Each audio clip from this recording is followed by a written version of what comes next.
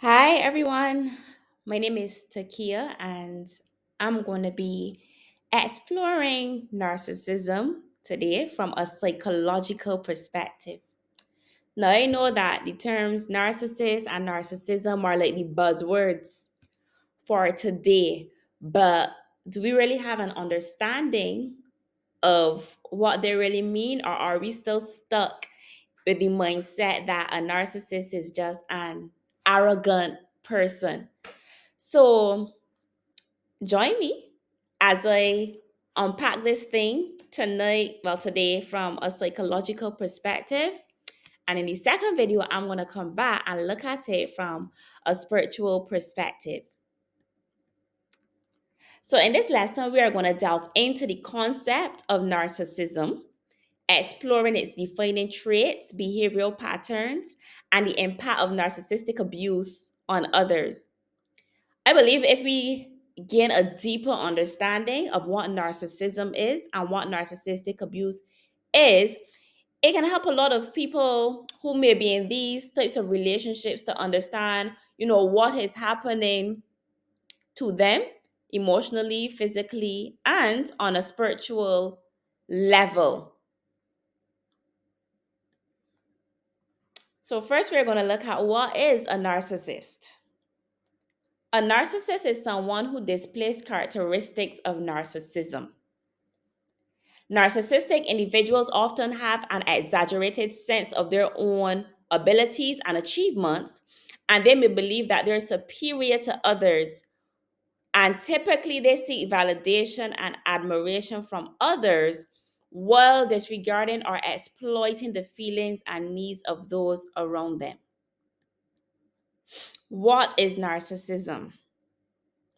Psychology defines narcissism as a personality trait which is characterized by an inflated sense of self importance, a constant need for admiration and validation, and a lack of empathy for others. Narcissism exists on a spectrum ranging from relatively mild narcissistic traits to full blown narcissistic personality disorder, which is actually a diagnosed mental health condition. In order for a person to be diagnosed with MPD, the negative effects of this disorder must consistently negatively impact the person's life. Now, according to the American Journal of Psychiatry, narcissistic personality disorder is prevalent, highly comorbid with other disorders, and associated with significant functional impairment and psychosocial disability. Now, there are six core characteristics of narcissism, and these are grandiosity, lack of empathy, an inflated sense of entitlement, a deep need for admiration, manipulative behavior, and believe it or not, a fragile self esteem. So, what are the signs and traits of narcissism? This list that I have here, that I'm just going to read off, these are general signs and traits. Um, Narcissists are extremely sensitive to criticism, rejection, and negative feedback. They have an inflated sense of self or confidence. There's an inability to take responsibility for actions. They have a tendency to make everything about themselves. They project their anger and blame onto others. They use narcissistic manipulation tactics to exploit others. They lack healthy relationships. They have this thing about holding grudges and seeking revenge. There's a frequent devaluing of relationships or discarding people. They refuse to admit or experience vulnerable emotions, and they're overly jealous, controlling, and are possessive of others. Now, psychology today presents four different types of narcissists. The first one is the overt narcissist. And these are the ones that you think about when you hear the term narcissist. There are charming, attention seeking extroverts that are both obnoxious and shameless. They are very self absorbed, entitled, callous, exploitative, authoritarian, aggressive, and they lack empathy. They often use their extroverted personality, charm, and charisma to gain an audience for their boasting. Then there's the covert narcissist. They too are self absorbed, entitled, and unempathetic. But according to the American Journal of Psychiatry, they are hypersensitive to the evaluations of others while chronically being envious and evaluating themselves in relation to others.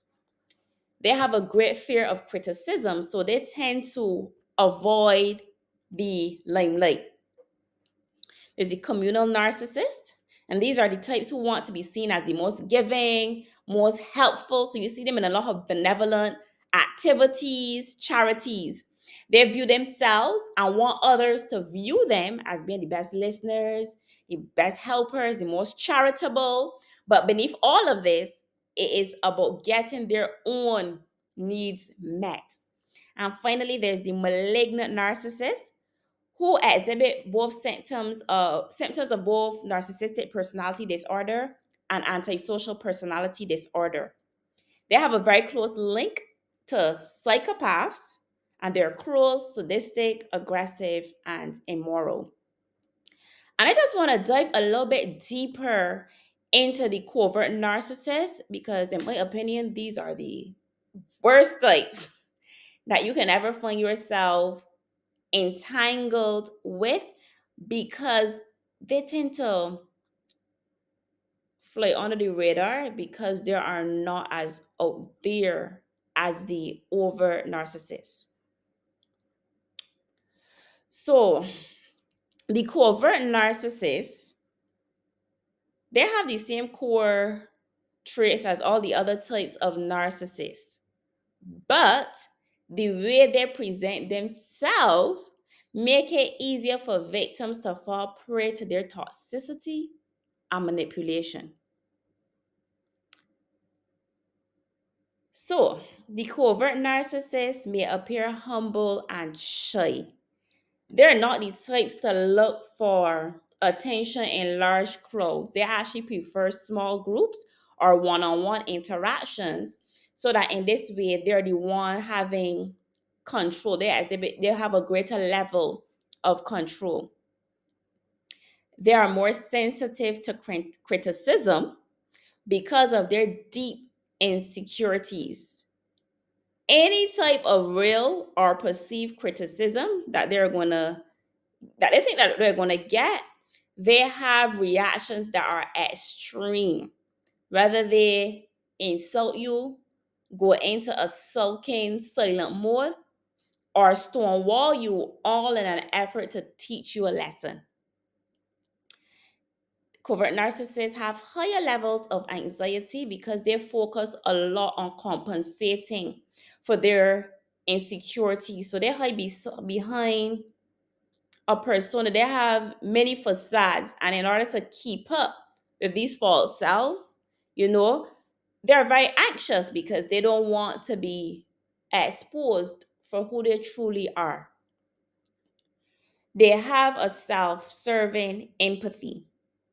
Now, I would have mentioned before that narcissists lack empathy, right? So, even though these covert narcissists may outwardly show what appears to be empathy, they do it all for the purpose of gaining attention and or gathering information to use against their victims later. They have an inflated sense of self importance, and they would usually make comments about their superiority in one on one settings. And anybody that they view as below them, they show this interest when they're around, and it comes out in their body language. Covert narcissists have an excessive need for admiration. They love to receive attention, but because they do not, put themselves out there in the limelight like the overt narcissist, in order to receive that attention or supply, they actually tend to share emotional stories that will get pity and sympathy from their victims. Or they may actually withdraw, going to a shell, so that the victim pursues them and consistently asks them, like, what is wrong, and all of these different things, so that, they can create stories to buy their victims. So, what are the signs of a covert narcissist? They have low self esteem. Now, if you're with them in a small setting and especially one on one, you may find that covert narcissists tend to make negative comments about themselves. And this is actually a defense mechanism that they use so as to prevent someone else from saying something negative about them first. Why? Because they hate criticism. The covert narcissists mask their insecurities by introversion. Now, whenever it's possible, you will find them avoiding situations or certain people. And to a normal person, it may seem as if, okay, this person is just an introvert or has social anxiety. But when you get these covert narcissists into a more intimate setting, that's when you're going to hear their comments about their self importance and how much better they are than you. They are prone to intense emotions, which include anger, envy, shame, and resentment. And they have these strong reactions if somebody realizes or points out their imperfections. They are controlling, very controlling in relationships, and they do this to protect themselves and their image. Because if they can control the relationship and the narrative of who they are, you're not going to get to know the real them. So they kind of have the upper hand. Covert narcissists lack true long-term relationships. No, because they present as very, shy and humble, some maybe even generous, they do attract people, right? And it may seem as if they have friends, but because they're not vulnerable, they have no true connections with these people. Everything is on a superficial level. Covert narcissists are passive aggressive. They do not communicate directly. They prefer to use tactics such as dropping comments or remarks, and they will give you the silent treatment. They use sarcasm, they use threats, give backhanded compliments, sulk, and sabotage others. The next sign of a covert narcissist is that they avoid certain social situations. Now, even though they crave attention and admiration, we have to remember that they're also terrified of criticism. So they would tend to avoid certain events, especially with large crowds and interactions with certain people, especially the type of people that hold and maintain firm boundaries and are not swayed by their false personas. They tend to blame others for their problems as a way of avoiding dealing with their true issues. They do not take responsibility for themselves, but they prefer to deflect and push the blame onto somebody else. They are envious of others. They're always comparing themselves to others by focusing on what they, the narcissists, don't have. So you may find them talking about, oh, this person, makes more money than me. This person is more successful. You know, anybody that materially, physically seems to be on a higher level than they are, The narcissist is very jealous of these people. They are also very angry when they don't succeed. And this is the time that you need to watch out for the narcissistic rage. It can come out in verbal or physical aggression, anger that is not justifiable based on what has happened, and an ability to control anger and emotions and withdrawing or giving silent treatment. And finally, they thrive on exploiting others for personal gain. So if you are no longer of benefit to the narcissist, the covert narcissist, then you have to go. What is narcissistic abuse? Narcissistic abuse refers to a pattern of manipulative and harmful behaviors inflicted upon others by someone with narcissistic tendencies or narcissistic personality disorder. This type of abuse typically occurs in interpersonal relationships where the narcissistic individual exerts power and control over their partner, family member, friend, or colleague for their own gain or satisfaction.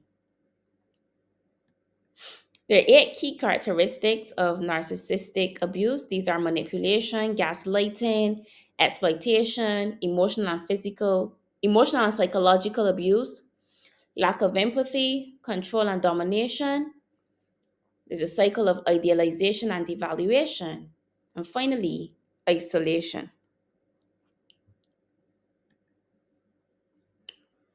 So, if manipulation, the narcissist use these tactics to control and dominate others.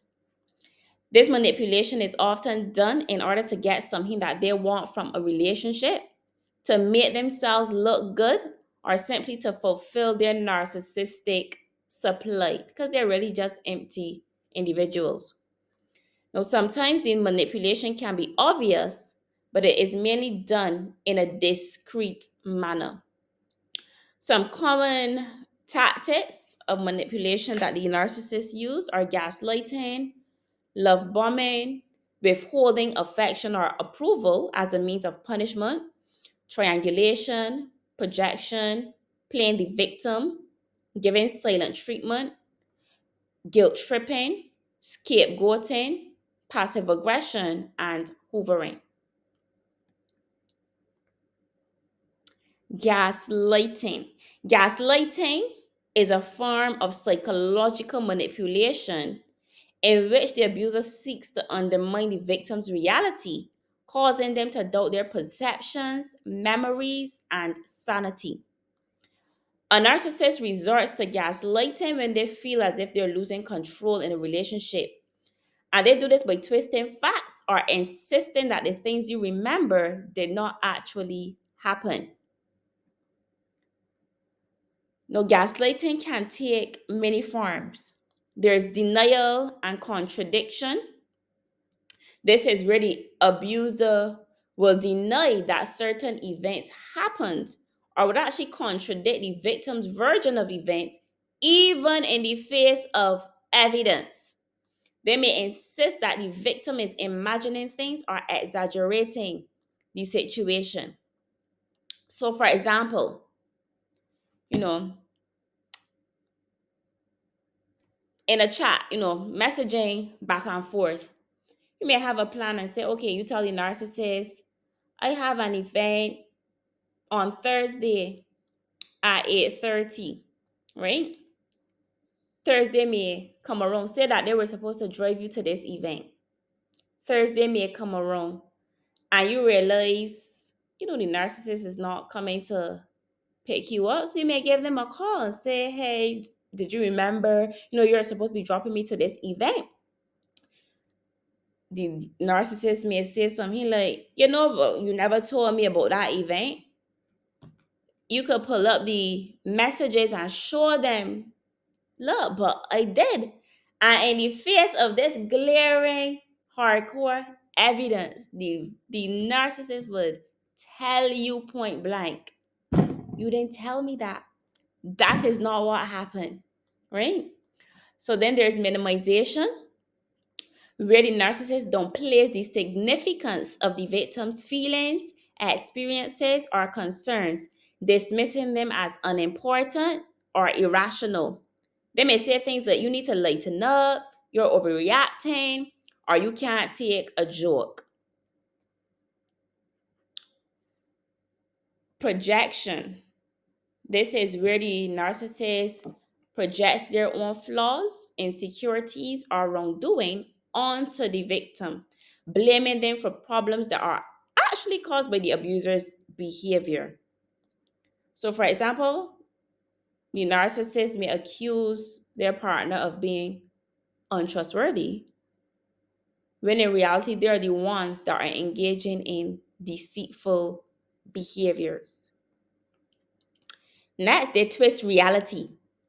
They will take the truth or manipulate facts to confuse the victim and make them question their perception of reality. I like to call this cut and paste, not copy and paste, because if you have a document and there's a little paragraph, you highlight it, copy, when you paste it somewhere else, exactly what you copy is going to show up, right? Not that one. Cut and paste, where you could take out little bits and pieces, cut that, paste it here, take something else, put it over there, create a whole new story, right? That's how they twist reality. They would take bits and pieces from here and there and create a brand new story, and you're like, what? Right? So they will also use selective memory or intentionally withhold information in order to create a false narrative. And then they undermine your confidence. How do they do this? By constantly criticizing, belittling, or mocking the victim. And this makes the victim even more susceptible to gaslighting tactics and less likely to trust their own judgments, because as the narcissist undermines their confidence, the victim's self-esteem is also being chipped away at. So the effects of gaslighting are confusion, self-doubt, anxiety, depression, and a diminished sense of self-worth. Now, gaslighting has very serious psychological effects on victims. It erodes trust in their own perceptions, and it undermines their ability to advocate for themselves or set boundaries within the relationship. The next characteristic of narcissistic abuse is exploitation. Narcissists exploit others for their personal gain. And this exploitation can occur in various forms and has damaging effects on the victim's emotional, psychological, and sometimes even physical well being. There's emotional exploitation, where the narcissist manipulates the victim's emotion to gain control over them or to get validation. They would use guilt, shame, or fear to coerce others into doing what they want or playing on the victim's empathy and compassion to meet their own needs. Especially if you are a person, you feel you are an empathetic person.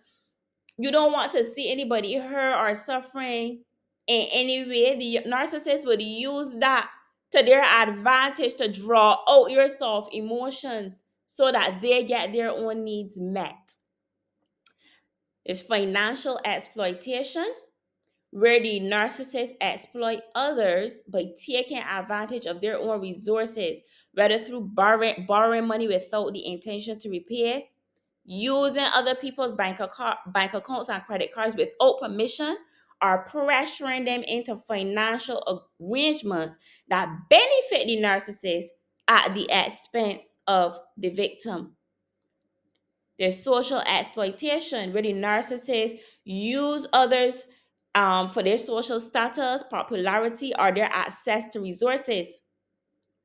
And they may manipulate these social relationships for their own gain by befriending influential people to advance their own agenda, or by using others as pawns in their social games. There's sexual exploitation. Sometimes the narcissist may exploit others sexually by engaging in coercive or manipulative behavior to satisfy their own desires without regard for the other person's consent or well being. This can include sexual harassment, assault, or manipulation to do certain sexual acts in intimate relationships. There's professional exploitation, where the narcissist would take credit for others' work, sabotage their careers, or use their influence to advance their own interests at the expense of their victims. This creates toxic work environments and hinder the victim's professional growth and success. Then there's psychological exploitation. This is where the narcissist will use again the gaslighting and manipulation to undermine the victim's sense of self worth and autonomy.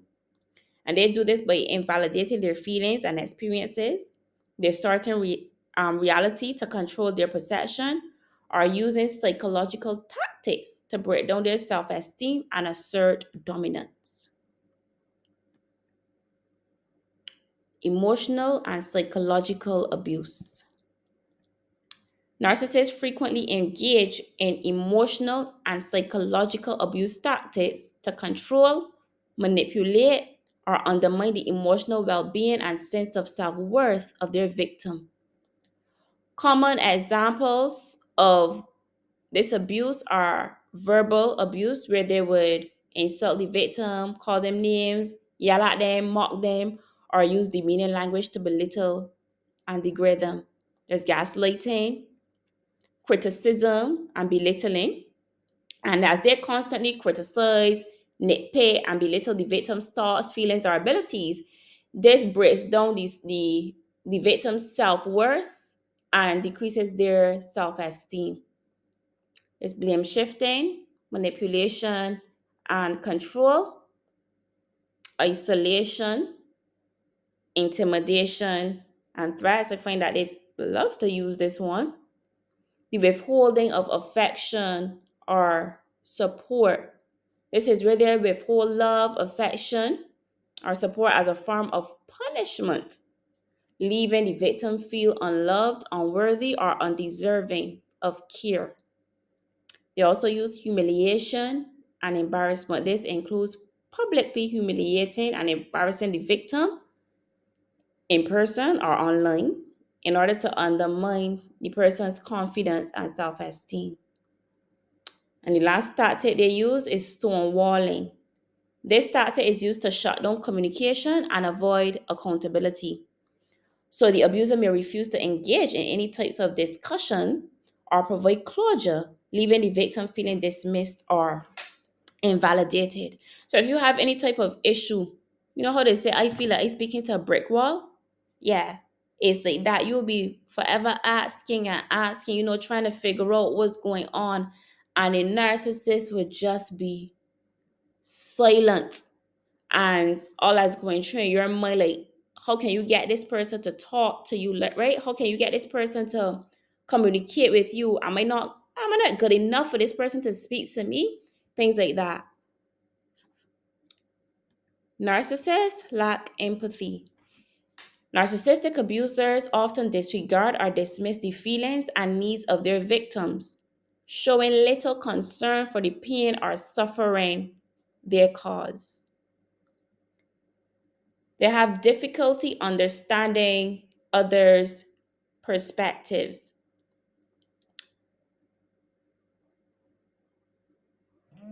I I think that they're capable of understanding people's perspectives, but they choose not to, right? So their narrow worldview revolves around their own needs, desires, and experiences, and it makes it challenging for them to empathize with the feelings and experience of others, unless they're doing this fake empathy in order to garner, like I said before, the attention and get information to use against their victims later. They have very insensitive and dismissive responses. They minimize and invalidate the other person's feelings about a particular situation, or they may offer very superficial and unhelpful advice or fail to acknowledge the significance of the situation. So let me use the example of the death of a loved one. Now, I know that everybody does not handle death the same way, right? Everybody does not know how to comfort a person who is grieving. But the narcissist will say things like, oh, that's just life. You need to get over it. I mean, yes, death is a part of life. But in the midst of somebody grieving, a loved one, that's not the time to tell them these these types of things. But the narcissist tends to do that. They're very tone deaf. They are self-centered inherently and focus on their own needs and desires. They prioritize their own interests above those of others and expect special treatment or admiration from others without considering their feelings or needs. And the funny thing is, they would flip this on you and say that you are the one that is self centered. They have a lack of genuine concern. While narcissists may appear superficially charming or empathetic when it serves their interests, their concern for others is often very shallow. They use empathy as a manipulation tactic to gain trust and sympathy from others rather than genuinely caring about their well being. Narcissists have an inability to apologize or take responsibility. It's almost as if they apologize, the world is going to end. Even when they are the ones that have caused harm and hurt to others, they're going to deflect the blame, deny wrongdoing, or rationalize their behavior rather than acknowledging the impact of their actions on others and just being sorry. They are emotionally detached from the suffering of others. They may fail to express empathy or concern for others' struggles and instead focus on their own needs and desires. So, normal people, say normal loosely, you know, most people, I would like to think, if you see some person that is hurt, even though you may not be in a position to help them with physical means, there's still a tugging on your heart, right? But for the narcissist, it's like they can see blatant suffering, blatant wrong being done to someone, and it does not bother them. It does not affect them. They do not care. They have a need for control and domination. Narcissistic abusers seek to maintain power and control over their victims in all aspects of the relationship. They may dictate how their victims should behave, how they should dress, who they can interact with, where they can go, what they can say, what they can do. And some ways that these control tactics manifest are through intimidation.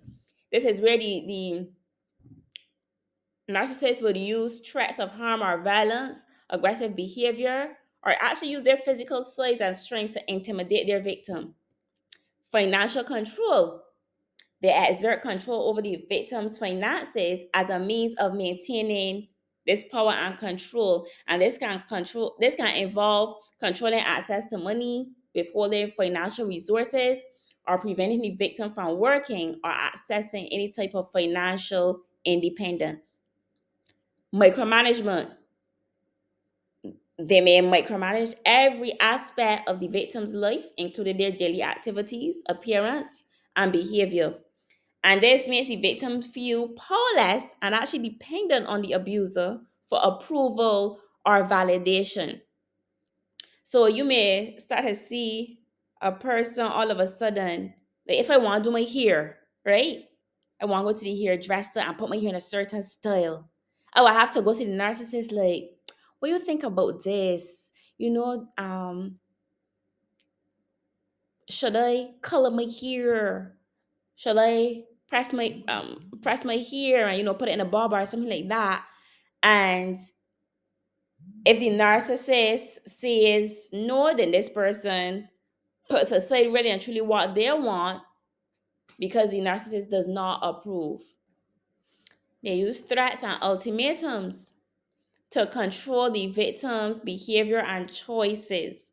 And this includes threatening to leave the relationship, harm themselves or others, or take away the victim's children or possessions. They use blame shifting. This leaves their victim feeling guilty, ashamed, or responsible for the abuse. And then there's physical violence. Not all narcissists resort to physical violence, just by the way. But in some cases, things can escalate to the point where they're hitting, punching, slapping, just beating on their victims. We have the cycle of idealization and devaluation. This is actually the part of the narcissistic cycle, which creates confusion and turmoil for the victim, who become trapped in a cycle of hope and disappointment. The next characteristic of narcissistic abuse is isolation. Narcissistic abusers systematically cut off their victim from sources of support, independence, and validation in order to increase their power and control in the relationship so as to prevent the victim from seeking help or leaving the abusive relationship. So, the isolation may take the form of social isolation, where the narcissist works to isolate the victim from their friends, family, and any other social networks. They may discourage or prevent the victim from spending time with loved ones, manipulate situations in order to create conflict and tension in relationships, or spread rumors and lies so that the victim is alienated from others. And this tactic of spreading rumors and lies is called a smear campaign. Emotional isolation, they employ these tactics to undermine the victim's self esteem and self confidence, making the victim feel unworthy or undeserving of love and support. And this emotional manipulation can create a sense of isolation and, of course, dependence on their abuser for validation and approval. There's informational isolation, where the abuser controls the flow of information to the victim, restricting their access to outside sources of knowledge and support. This can involve monitoring or censoring the victim's communications, controlling their access to technology, social media, or spreading misinformation to manipulate their perception of reality. Then there's cultural and religious isolation, where the abuser may exploit cultural and religious belief systems to justify or perpetuate isolation tactics. They may use or twist cultural norms or religious teachings in order to control the victim's behavior, limit their autonomy, or justify their own abusive actions. And this crosses over into spiritual abuse. Now, isolation serves the interest of the abuser by maintaining control, preventing disclosure, and increasing dependency. Now, if the narcissist can isolate their victim, they can have a greater level of control over their thoughts, feelings, and actions without interference from outside influences. Because there are people out there, that can spot a narcissist just like this, and they'll be able to, talk to the victim and, bring up concerns about red flags that they are sensing. So the narcissist works over time, planting little seeds. Oh, your mother your mother no good. Your friend, she jealous of you. She jealous of the relationship. that we have, right? So as to create distance so that you cannot seek help or disclose what is happening behind closed doors. And this reduces the likelihood of any type of intervention or escape for the victim. And of course, the increasing dependency. If the victim is isolated, they have to look to the narcissist for emotional, financial, and practical needs to be met. So, we are now going to dive into the narcissistic abuse cycle. There are three categories of this. There's the idea three phases, sorry. There's the idealization phase, devaluation phase, and discard phase.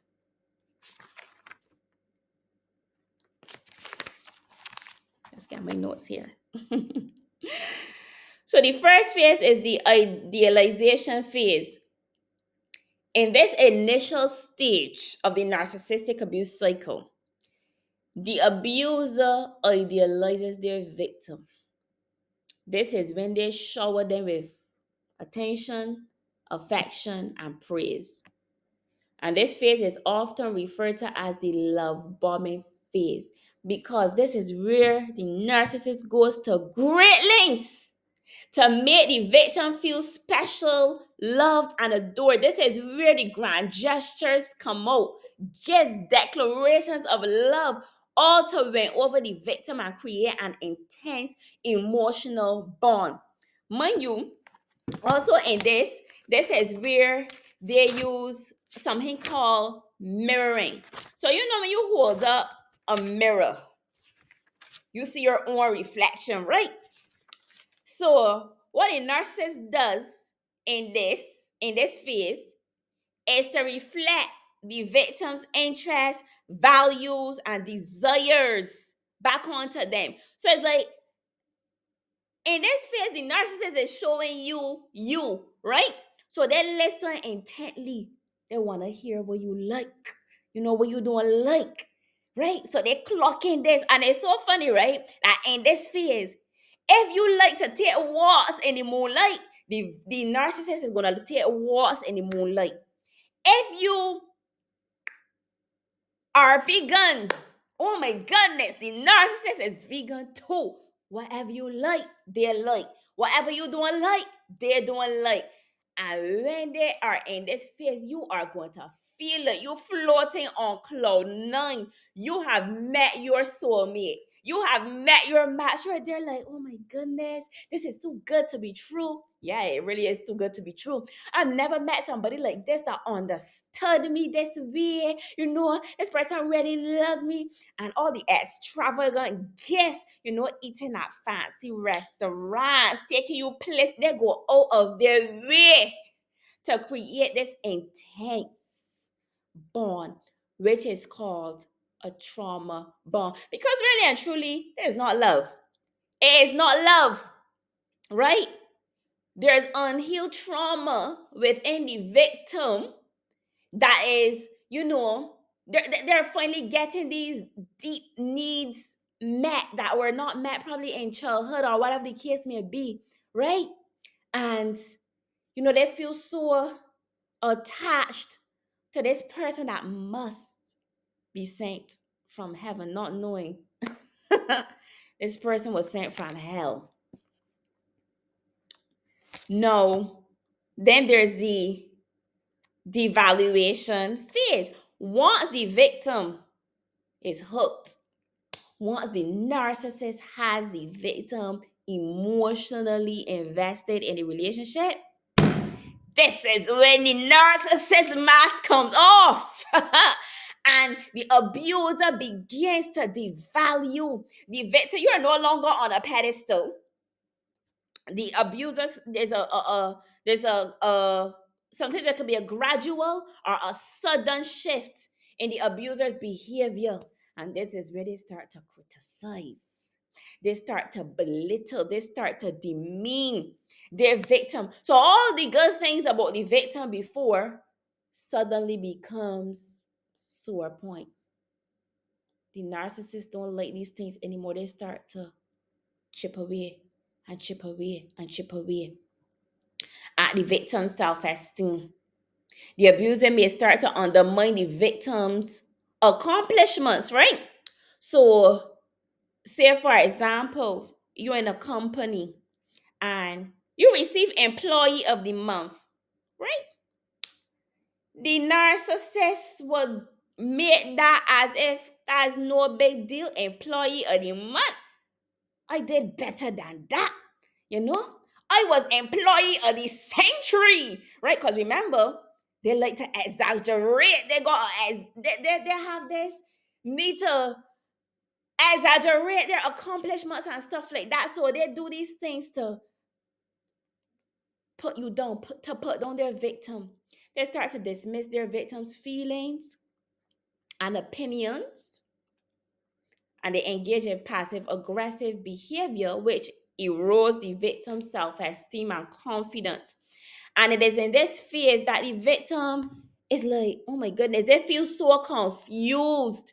And it is a painful time because they're trying to figure out, but this person that, treated me so well, that I thought was my soulmate, they put me on this pedestal. What they know treating me with such contempt or indifferent? The tone of voice has changed. So instead of loving tones, it's like this monotone. There's this tone of disdain almost. And then it goes in to the discard phase. The discard phase. This phase marks the culmination, the end of the narcissistic abuse cycle. And this is where the narcissist would either abruptly end the relationship or withdraw their affection and attention from the victim. And this abandonment can take the form of silent treatment, ghosting, or outright rejection. The abuser may discard the victim without explanation or justification, leaving their victim feel abandoned, confused, and devastated. And this sudden rejection reinforces the victim's feelings of unworthiness and fuels their desire to win back the abuser's approval and affection. If only I could get back to how it was at the beginning of the relationship, right? So they're going to be striving, doing everything to try to please the narcissist just so that what they experienced in the beginning, that intense quote unquote love and connection, they could get it again.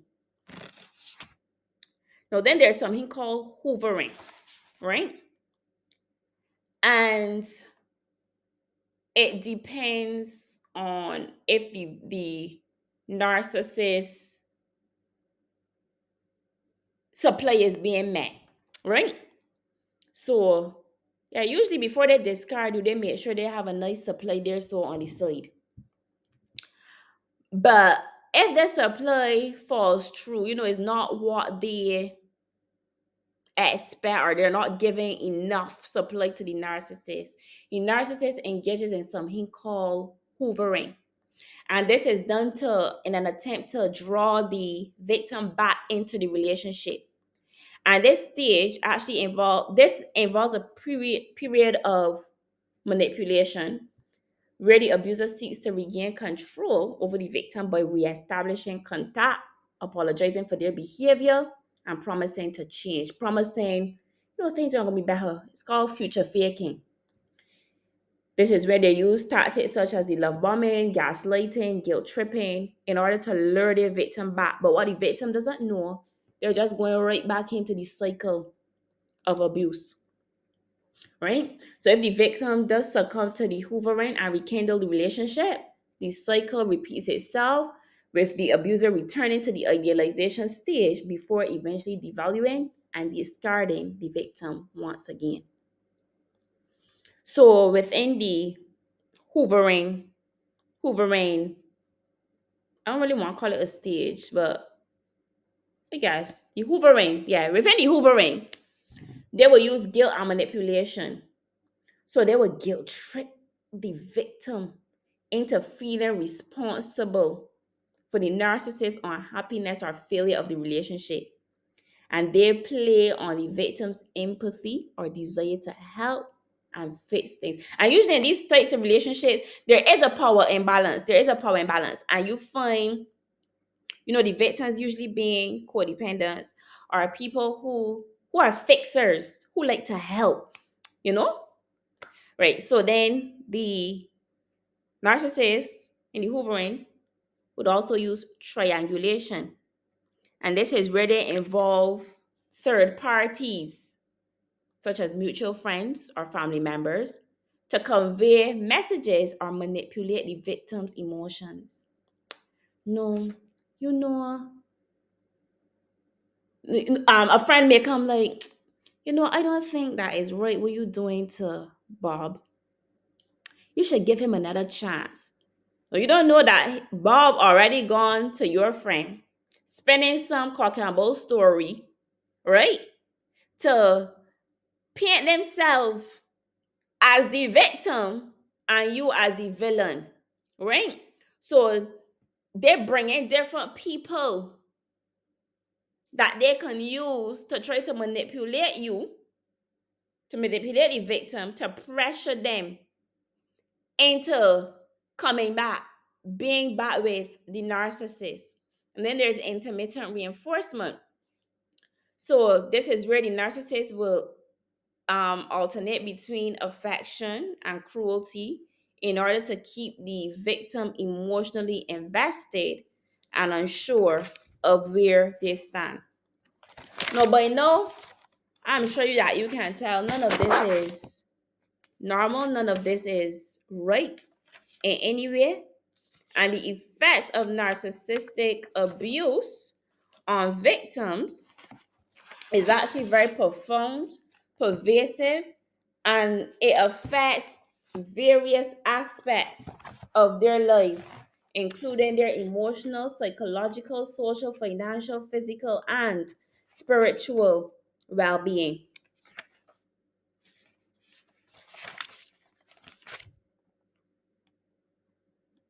So, quickly, I'm going to go through these effects. Emotional and psychological effects of narcissistic abuse include low self esteem and self worth, anxiety, and hypervigilance. And the anxiety and hypervigilance leads to the victim having like this chronic anxiety panic attack because of the constant fear and uncertainty that would have been induced by the abuse. There's depression and hopelessness, PTSD, identity confusion, difficulty trusting, cognitive disorders. And this is where the victim internalizes the gaslighting and manipulation tactics that the narcissist would have used, and it leads to distorted thinking patterns and self-doubt. So in other words, your brain be out here getting messed up. The pathways in your brain that are supposed to be healthy are no longer healthy, and your thinking is off. And the thing about it is the narcissist will sling in your face and say things like, oh, you don't think well. But thank God there's remedies for this, right? And then there's also the emotional dysregulation. So the victim may experience intense emotional ups and downs, which would include bouts of anger, sadness, shame, as they try to navigate what has happened to them in the abuse. There's physical effects. Now, believe it or not, there is a link between our physical health and our mental health. Whatever is going on up here is going to affect us physically, and whatever affects us physically also affects us mentally. So, physical effects of narcissistic abuse include fatigue and exhaustion, insomnia, or sleep disturbances. You may have nightmares, headaches and body aches, gastrointestinal issues, a weakened immune system. So, you become sick at the drop of a hat. Anything that blows in the wind, you get. weight fluctuations, and chronic health conditions, because long-term exposure to stress hormones and trauma can contribute to the development of or the exacerbation of chronic health conditions such as hypertension, cardiovascular disease, and autoimmune disorders. So sometimes you have sicknesses. The doctors can't tell the root of it, but on like at the base of it all is because of your involvement with a narcissist. Yes, especially the autoimmune disorders. Then there's social and interpersonal effects. There's isolation and alienation, loss of social support, and interpersonal conflict. The financial effects, loss of income, loss of assets, loss of opportunities for financial independence, and financial exploitation. Then spiritual effects, loss of faith. A victim may start to struggle and question their beliefs in God and their spiritual principles because of the betrayal, the manipulation, the abuse inflicted. It can actually shatter their trust in others and in divine protection, because the victim may start to ask, like, well, if God is real, why is this happening to me? Why doesn't God do something? There's spiritual confusion.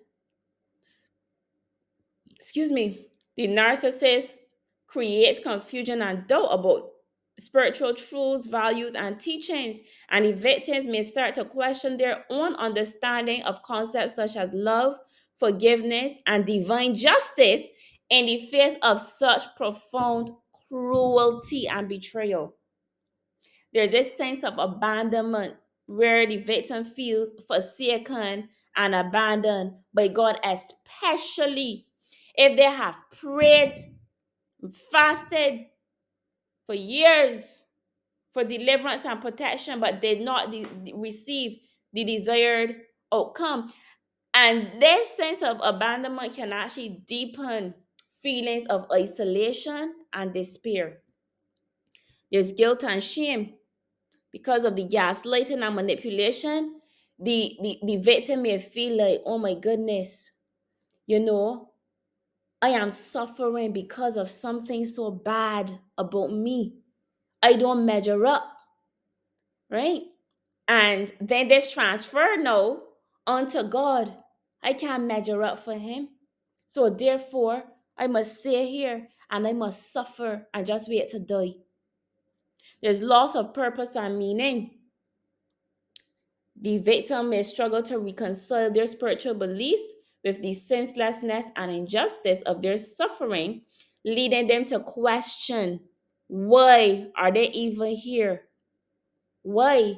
And in some cases, it may lead to suicide. And there's difficulty trusting spiritual leaders or communities.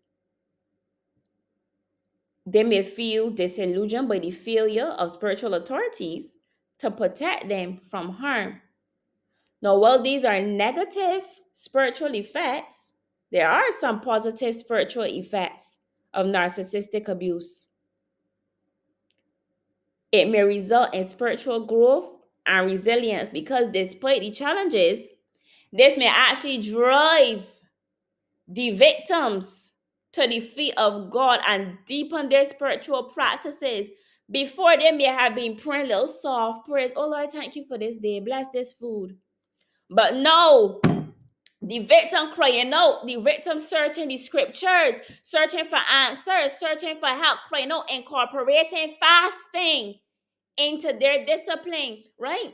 And it may start to cultivate a greater compassion and empathy for others, because we tend to be very judgmental as human beings. When we are not in a particular situation, it's easy to sit on the outside and look and say, well, look at she. I would never let that happen to me.